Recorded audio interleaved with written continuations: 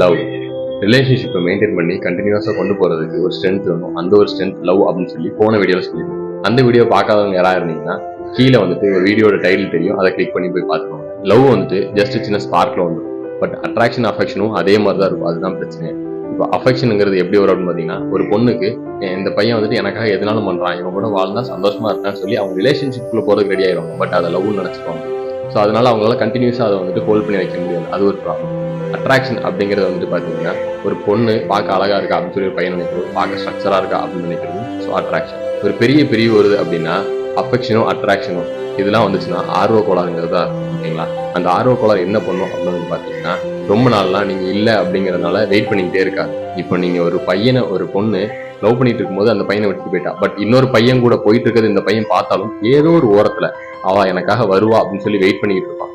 அந்த பையனுக்கு இருக்கிறது தான் ட்ரூ லவ்.